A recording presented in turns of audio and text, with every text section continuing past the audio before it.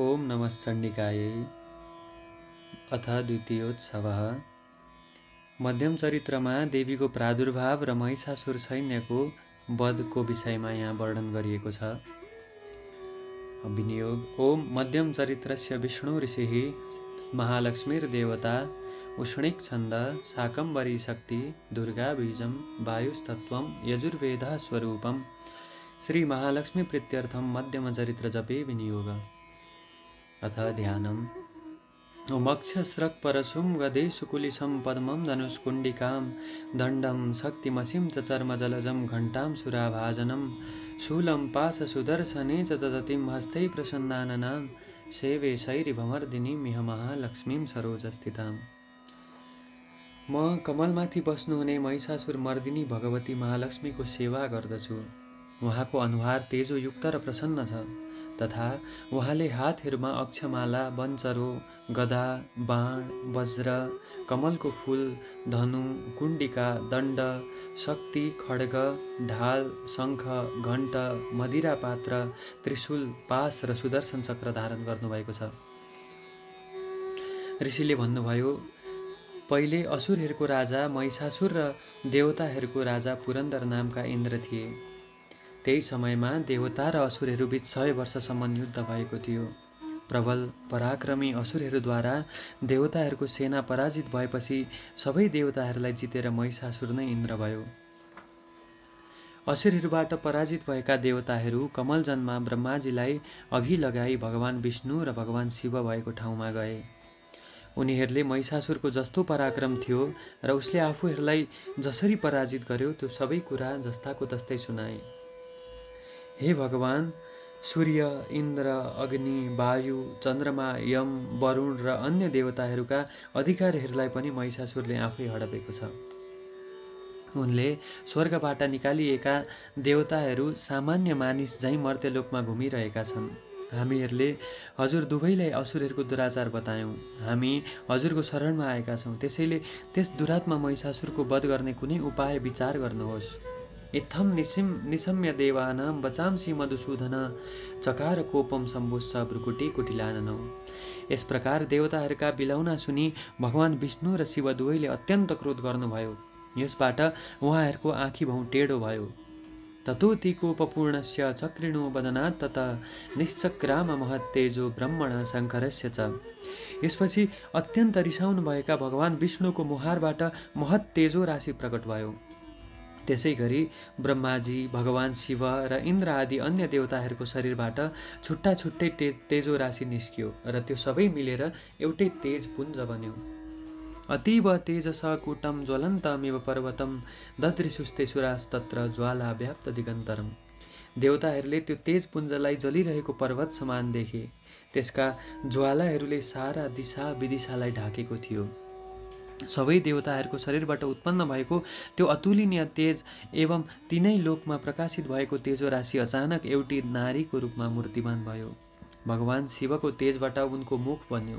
यमराजको तेजबाट शिरमा कपाल एवं भगवान विष्णुको तेजबाट भुजाहरू बने। सौम्येन स्तनयोर्युग्मं मध्यम चैन्द्रेण चाभवत् वारुणेन च जङ्घोरु नितम्बस्तेजसाम्भुव। चन्द्रमाको तेजबाट उनका दुवै स्तन र इन्द्रको तेजबाट कम्मर बन्यो। वरुणको तेजबाट तिघ्रा र पिँडुला एवं पृथ्वीको तेजबाट नितम्ब भाग प्रकट भयो। ब्रह्माको तेजबाट पाउहरू बने भने सूर्यको तेजबाट चरणका औँलाहरू बने। वसुहरूको तेजबाट हातका औँला र कुबेरको तेजबाट सुन्दर नासिका उत्पन्न भयो। प्रजापतिको तेजबाट उनका दाँतहरू उत्पन्न भए र अग्निको तेजबाट उनका तीनै नेत्रहरू भए। त्यसै गरी सन्ध्याको तेजबाट उनका आँखी भौँ र वायुको तेजबाट उनका दुवै कान उत्पन्न भए। यस प्रकार अन्य देवताहरूको तेजो राशिबाट पनि ती परम कल्याणमयी शिवा भगवतीको प्रादुर्भाव भयो। ततः समस्त देवानां तेजो राशि समुद्भवां तां विलोक्य मुदं प्रापु रमरा महिषार्दिता। महिषासुरबाट असाध्यै सताइएका ती देवताहरू सम्पूर्ण देवताहरूको तेजो राशिबाट उत्पन्न भएकी देवीलाई देखि अत्यन्त प्रसन्न भए। भगवान शिवले आफ्नो त्रिशूलबाट अर्को तेजोमय त्रिशूल निकाली ती भगवतीलाई दिनुभयो। त्यसै गरी विष्णुले पनि आफ्नो चक्रबाट अर्को चक्र उत्पन्न गरी उहाँलाई अर्पण गर्नुभयो। शङ्खं च वरुणशक्ति ददौ तस्यै हुतासन मारुतो दत्वां शापं बाणपूर्णे तथे सुदे। वरुणले शङ्ख र अग्निले शक्ति अर्पण गरे भने वायुले धनुष र सधैँ बाण भइरहने दुईटा ठोक्रा अर्पण गरे। वज्रम इन्द्र समुत्पाद्य कुलिसादमराधिप ददौ तस्यै सहस्राक्षो घण्टाम ऐरावतात् गजात्। देवराज इन्द्रले आफ्नो वज्रबाट अर्को तेजोमय वज्र निकालेर दिए र ऐरावत हात्तीबाट निकालेर ठुलो घण्टा समेत भगवतीलाई चढाए। यमराजले कालदण्डबाट निकाली दण्ड प्रदान गरे भने वरुणले पास प्रदान गरे। त्यसै गरी ब्रह्माले कमण्डलु र प्रजापतिले अक्षमाला समर्पण गरे। समस्त रोमकूपेषु निजरश्मिन् दिवाकर कालश्च दत्तवान् खड्गम तस्याश्चर्म च निर्मलम। सूर्यले भगवतीका प्रत्येक रोमकूपहरूलाई आफ्ना किरणहरूद्वारा परिपूर्ण गरी अनन्त उज्ज्वलता प्रदान गरे। त्यसै गरी कालले उहाँलाई खड्ग र चम्किलो ढाल प्रदान गरे। क्षीर समुद्रले भगवतीलाई उज्जवल हार र कहिल्यै जीर्ण नहुने दुई दिव्य वस्त्र प्रदान गरे। त्यसै गरी उनले मुकुटमा धारण गर्ने चूडामणि, कुण्डल, बाला, उज्जवल अर्धचन्द्र, हातमा धारण गर्ने चुराहरू अनि दुवै पाउमा धारण गर्ने निर्मल पाउजु र रत्न निर्मित औँठीहरू प्रदान गरे। विश्वकर्माले भगवतीलाई अत्यन्त चम्किलो वज्र, वञ्चरो, अनेक प्रकारका अस्त्रहरू, अभेद्य कवच र कहिल्यै नबिलाउने कमल पुष्पको माला प्रदान गरे। समुद्रले उहाँलाई अत्यन्त सुन्दर कमलको फूल प्रदान गरे भने हिमालयले उहाँलाई वाहनका लागि सिंह र अनेक प्रकारका रत्नहरू पनि प्रदान गरे। कुबेरले भगवतीलाई सोमरसले भरिएको पानपात्र प्रदान गरे र पृथ्वीलाई धारण गर्ने नागराज शेषले अमूल्य मणिहरूले युक्त नागहार अर्पण गरे। यसरी सबै देवताहरूद्वारा विभिन्न आभूषण र अनेक अस्त्र शस्त्रहरू प्रदान गरी सम्मान गरिएकी ती भगवती प्रबल अट्टाट्टहास सहित बारम्बार गर्जना गर्न लाग्नुभयो। उहाँको भयङ्कर गर्जनाद्वारा सम्पूर्ण आकाश गुन्जियो। यस प्रसङ्गमा महिषासुरलाई मार्न भगवती महालक्ष्मीको उत्पन्न भएको बताइएको छ। महिषासुर रम्भासुरको पुत्र थियो र रुद्रकै अंशावतार थियो। रम्भासुरले भगवान शिवको तपस्या गरी 3 पटकसम्म आफ्नो पुत्र बनी जन्मिन प्रार्थना गरेकाले रम्भासुरबाट महिषीको गर्भमा रुद्रको तेजवंश महिषासुरको रूपमा उत्पन्न भयो। उहाँले भगवतीको वाहन हुने गरी राँगाको रूपमा जन्म लिनुभएको हो। पौराणिक कथा अनुसार भगवान विष्णुले सिंहको रूपमा भगवतीलाई बोकिरहेको देखेर शिवलाई पालो दिने इच्छा भयो। केही समयका लागि म देवीको वाहन बन्छु र विष्णुलाई आराम मिल्छ भनी शिवले सोचिरहेकै समयमा रम्भासुरले शिवलाई पुत्रको रूपमा पाउने वर मागी एउटी महिषीको गर्भबाट पुत्र उत्पन्न गरेकाले महिषासुर शिवांश हो। शिवांश भएकैले टाउको काटिँदा पनि ऊ जीवितै छ र देवीलाई चढाइएका बलि आदि खाइ तृप्त रहन्छ। रहस्यमा पनि देवी पूजनका क्रममा देवीको अगाडि देब्रे भागमा महिषासुरको पूजा गर्नुपर्ने उल्लेख छ। यसबाट टाउको छिनेपछि ऊ जीवितै भएको बुझिन्छ। महिषासुरलाई आफ्नो पाउले आक्रान्त गरी भगवतीले उसमाथि त्रिशूल प्रहार गर्नुभएको रूपमा महिषमर्दिनी दुर्गाको ध्यान गर्ने गरिन्छ। यसरी महिषासुर दुर्गाको वाहनको रूपमा पूजित भएको पाइन्छ। कालिका पुराणको कथा अनुसार भगवतीले महिषासुरलाई 3 पटक मार्नु भएको छ। पहिलो कल्पमा भगवतीले महिषासुरलाई उग्रचण्डा रूपले विनाश गर्नुभयो। दोस्रो कल्पमा उहाँले भद्रकाली स्वरूपले महिषासुरको वध गर्नुभयो। तेस्रो पटक चाहिँ दुर्गा रूपले उसको वध गर्नुभयो। सप्तशतीको यस प्रसङ्गमा महिषासुरको यही तेस्रो पटकको वधको चर्चा भएको छ। रुद्रांश भएकाले अत्यन्त बलशाली महिषासुरले आसुरी स्वभाव वसात देवता र मनुष्यहरूलाई दुःख दिन थाल्यो। कात्यायन ऋषिको आश्रममा उत्पात मचाइरहेको त्यसलाई ऋषि कात्यायनले स्त्रीको हातबाट मर्ने श्राप दिनुभयो। यता स्वर्गका राजा पुरन्दर इन्द्र तथा अरू देवताहरूलाई पनि जिती महिषासुर आफै त्यहाँको इन्द्र भएको थियो। देवताहरूले दुःख पोखे अनुसार सम्पूर्ण दैवी अधिकारीहरूलाई उसले आफ्नो नियन्त्रणमा लिएको थियो। इन्द्र, अग्नि, वायु आदिका फरक फरक अधिकार तथा यज्ञ भागलाई पनि एक्लै लिएर त्यो महाबलिष्ठ भएको थियो र देवताहरू चाहिँ पदच्युत तथा भोजन रहित बन्नुपर्दा अत्यन्त दुखी एवं दुर्बल थिए।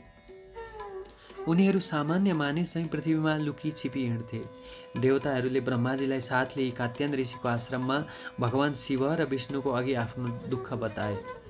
महिषासुरको अत्याचारदेखि ब्रह्मा, विष्णु र शिव तीनै देवता अत्यन्त रिसाउँदा उहाँहरूको अनुहारबाट प्रचण्ड तेजोधारा निस्कियो र एकत्रित भयो। उता देवताहरूको शरीरबाट पनि आफ्नो आफ्नो तेजहरू निस्किए र ती सबै तेज एकै ठाउँमा जन्माउँदा जलिरहेको पहाड समान तेजो राशि देखियो र एकछिनपछि सारा संसारलाई आफ्नो तेजले ढाकिदिने सुन्दरी नारीको रूपमा परिणत भयो। देवताहरूको शरीरबाट तेज पुञ्जको रूपमा महालक्ष्मी उत्पन्न हुनुभयो भन्ने कथाको विशेष अर्थ र रहस्य रहेको छ। सबै देवताहरू जसबाट उत्पन्न हुन्छन् र जो भगवती सृष्टिको मूल कारण हुनुहुन्छ, उहाँ स्वयं अरूको शरीरबाट उत्पन्न हुन कसरी सम्भव छ? अतः सबै देवताहरूभित्र रहने शक्ति स्वयं महालक्ष्मी भएको र यी आद्या देवी सर्वदेवमय भएको जनाउन यो कुरा बताइएको हो। वैकृतिक रहस्यमा सबै देवताका तेज पुञ्जबाट प्रकट भएकी यी देवी नै आद्या महालक्ष्मी हुन् भनी बताइएको छ। अनि प्राधानिक रहस्यमा महालक्ष्मीबाट नै ब्रह्मा, विष्णु, महेश्वर अनि काली, लक्ष्मी र सरस्वतीको उत्पत्ति हुने देखाइएको छ। अष्टादश भुजा यी भगवती अनेक देवताहरूमा रहेको आफ्नै तेज अनि ती देवताहरूमा रहेको आफ्नै आयुधहरूलाई पुनः स्वीकार गरी अव्यक्तबाट व्यक्त रूपमा प्रकट हुनुभयो। इन्द्र आदि देवताहरूमा एउटाको शक्ति अर्कोमा छैन, तर सम्पूर्ण देवताहरूको शक्ति भगवतीमा केन्द्रीकृत भएको छ। त्यसैले भगवती महालक्ष्मी सबैभन्दा बढी शक्तिशालिनी हुनुभएको हो। भगवान शिवको तेज नै उहाँको मुख हो, विष्णुको तेज नै उहाँका हातहरू हुन्, यमराजको तेज उहाँका केशहरू हुन्, चन्द्रमाको तेज उहाँका स्तन हुन्, कटी प्रदेश इन्द्रको तेज हो, वरुणको तेज भनेको तिघ्रा घुँडा हुन् भने ब्रह्माजीका तेज यी सर्वस्वरूपिणी देवीको पाउ हो। सूर्यको प्रचण्ड तेज उहाँका पाउका औँलाहरू हुन्, वसुहरूको तेज उहाँका हातका औँला हुन्, कुबेरको तेज उहाँको नाक हो अनि प्रजापतिको तेज उहाँका दाँत हुन्। यसै गरी अग्नि, सन्ध्या र वायुको तेज क्रमशः उहाँका 3 नेत्र, आँखी, भौँ र कान हुन्। यसरी अनन्त देवताहरूका तेजहरू उहाँका प्रत्येक अङ्ग हुन्। यसको तात्पर्य सर्वस्वरूपिणी यी भगवती कुनै एउटा देवताको शक्ति नभई सबै देवताहरूमा रहने परम शक्ति रूपा हुनुहुन्छ भन्ने हो। देवी अथर्व शीर्षमा ब्रह्मरूपिणी भगवतीको सर्वरूपता बताउँदै भनिएको छ। सैसा ब्रह्म विष्णु रुद्र रूपिणी सैसा प्रजापति इन्द्र मनवः। अर्थात् यी भगवती नै ब्रह्मा, विष्णु र रुद्र रूपिणी हुनुहुन्छ अनि यिनै प्रजापति, इन्द्र र मनु रूपा हुनुहुन्छ। भगवतीको यही सर्वरूपता यो प्रसङ्गबाट प्रकट भएको छ। अमायताति महता प्रतिशब्दो महानभूत चुक्षुभु सकला लोका समुद्राश्च चकम्पिरे। देवीको यो महान सिंहनाद आकाशभरि पनि हटाएन। यसबाट भयङ्कर प्रतिध्वनि उत्पन्न भयो, जसका कारण सम्पूर्ण संसार क्षुब्ध भयो र समुद्रहरू काँप्न थाले। पृथ्वी हल्लिन थालिन्, पर्वतहरू थर्किन थाले। त्यसपछि देवताहरूले ती सिंहवाहिनी भगवतीको उच्च स्वरमा जय जयकार गरे र मुनिहरूले भक्तिले विनम्र भई भगवतीको स्तुति गरे। दृष्ट्वा समस्तं संक्षुब्धं त्रैलोक्यमरारय सन्नद्धाखिल सैन्यस्ते समुत्थस्तुर्धायुधा। उता असुरहरूले पनि सम्पूर्ण जगतमा अचानक हलचल मचिएको देखेर आफ्ना अस्त्र शस्त्रहरूलाई लिई सम्पूर्ण सेनालाई युद्धमा तत्पर गराए। महिषासुरले अत्यन्त क्रोधपूर्वक यो के भइरहेको छ भन्दै आफ्ना सारा असुर सेनालाई साथमा लिई त्यो भयानक शब्द आएतिर दौडियो। उसले त्यहाँ आफ्नो अङ्ग कान्तिद्वारा तिनै लोकलाई व्याप्त गरिरहनु भएकी देवीलाई देख्यो। पादाक्रान्त्यानत भुवं किरीटोल्लिखिताम्बरं क्षोभिता शेष पातालां धनुर्जानी स्वनेनताम् दिशो भुज सहस्रेण समन्ताद्व्याप्य संस्थितां ततः प्रवृत्ते युद्धं तया देव्या सुरद्विषाम्। देवीको चरणबाट थिचिनाले पृथ्वी ढल्किएकी थिइन् भने उहाँको उज्जवल मुकुटबाट आकाशमा रेखा चाहिँ खिचिएको थियो। आफ्नो धनुषको टङ्कारबाट अतल वितल आदि 7 लोकलाई क्षुब्ध गराइरहेकी ती भगवतीको 1000 हातद्वारा सारा दिशा विदिशा ढाकिएका थिए। त्यसपछि देवीसँग असुरहरूको युद्ध प्रारम्भ भयो। त्यस युद्धमा एक आपसमा प्रहार गरिएका शस्त्र अस्त्रहरूबाट सारा दिशाहरू उद्दीप्त भए। महिषासुर सेनानी चिक्षुराख्यो महासुर युयुधे चामरश्चान्ने चतुरङ्ग बलान्विता रथानामयुतै षड्वे रुदग्राख्यो महासुर। यस युद्धमा महिषासुरको सेना नायक चिक्षुर नाम असुर र चतुरङ्गिणी सेनाले सहित चामरले अनि 60,000 रथीहरूको साथमा आएको उदग्र नामक दैत्यले पनि घोर पराक्रम देखाए। महाहनु नामक दैत्य 1 करोड रथीहरूको साथमा युद्ध गर्न थाल्यो भने तरबार समान तिखा रौँ भएका असिलोमा नामक महादैत्य 5 करोड रथीहरू सहित युद्धमा तत्पर भयो। बास्कल नामक दैत्य 60 लाख रथीहरूले र परिवारित नामक दैत्य चाहिँ 1 करोड रथी र हात्ती घोडा आदिमा सवार भएका हजारौं सैनिकहरूको दलले सहित भई युद्ध गर्न थाल्यो। बिडाल नाम गरेको दैत्य 5 अरब रथीहरूले युक्त भई भगवतीसँग युद्ध गर्न थाल्यो।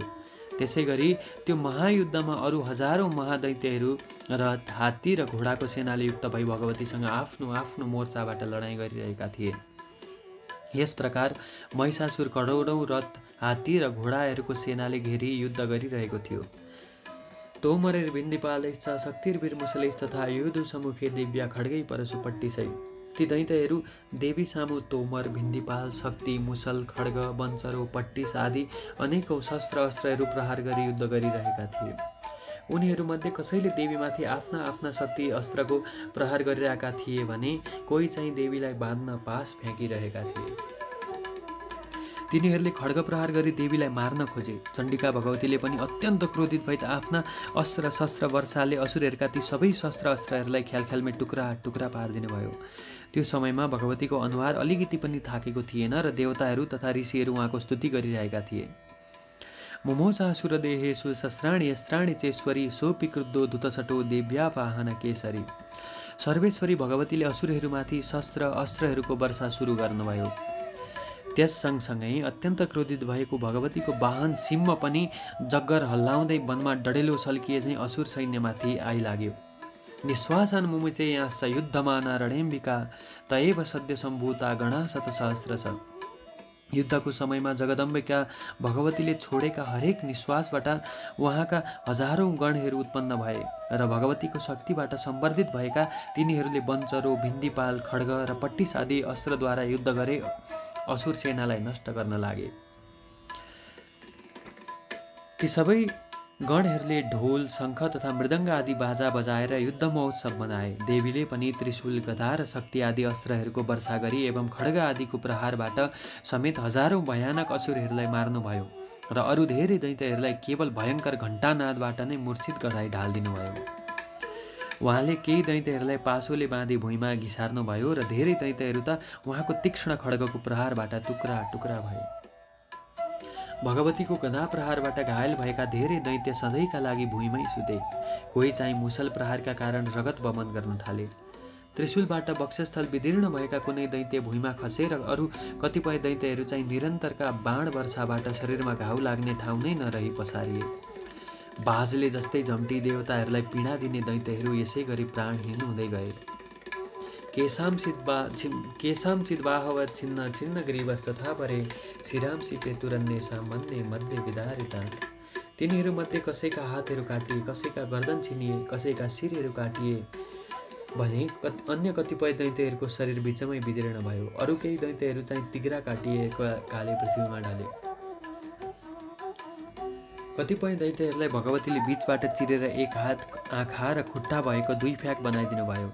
कोही असुरहरू शिर काटिसक्दा पनि फेरि उठेर केवल धडले मात्रै भयानक अस्त्रहरू हातमा लिए युद्ध गर्थे भने कोही चाहिँ बाजाहरूको तालमा नाच्दथे। कबन्दा छिन्न शिरस खड्ग सत्रिष्टिपाणय तिष्ठ तिष्ठति वासन्तो देवी मन्ने महासुरा। शिर काटिएका कतिपय धडहरू खड्ग, शक्ति र रिष्टि हातमा लिए युद्ध गर्न दौडिन्थे भने अन्य कतिपय महादैत्यहरू भगवतीलाई पख पख भन्दै ललकार गर्दथे। जहाँ त्यो महायुद्ध भइरहेको थियो त्यो रणभूमि भगवतीद्वारा मारिएका अनेकौँ असुर एवं अनेक रथ, हात्ती, घोडा आदिबाट भरिनाले हिँडडुल गर्न पनि नसकिने भएको थियो। दैत्यहरूको सेनामा अनेक हात्ती, घोडा र असुरबाट निस्केको रगतको धाराले अनेकौँ रक्त नदीहरू बग्न थाले। क्षणेन तन्महासैन्यम असुराणाम तथाम्बिका निन्नेक्षयम तथा वन्य स्त्रीणजारु महाचयम। यसरी आगोले घाँस र काठको ठुलो चाङलाई पनि एकैछिनमा भस्म गरिदिन्छ, त्यसै गरी जगदम्बा भगवतीले पनि असुरहरूको त्यो महासैन्यलाई केही क्षणमा नै नष्ट गरिदिनु भयो। सिंहले पनि आफ्नो गर्दनको रौँ हल्लाउँदै भयङ्कर गर्जना गरेर दैत्यहरूको शरीर लुच्दै बचे खुचेको प्राणलाई पनि ताने झै गर्दथ्यो। देव्या गणेश ततस्तत्र कृतम युद्धम महासुरै यथैसाम तुसुर देव्या पुष्पवृष्टि मुचो दिवी। देवीको निश्वासबाट उत्पन्न भएका अनेक गणहरूले महादैत्यहरूसँग भयानक युद्ध गरे र यसबाट प्रसन्न भएका देवताहरूले उनीहरूमाथि आकाशबाट पुष्पवृष्टि गर्न लागे। ओम जय जय श्री मार्कण्डेय पुराणे सावर्णिके मन्वन्तरे देवी महात्मे महिषासुर सैन्यवधो नाम द्वितीयोत्सवः।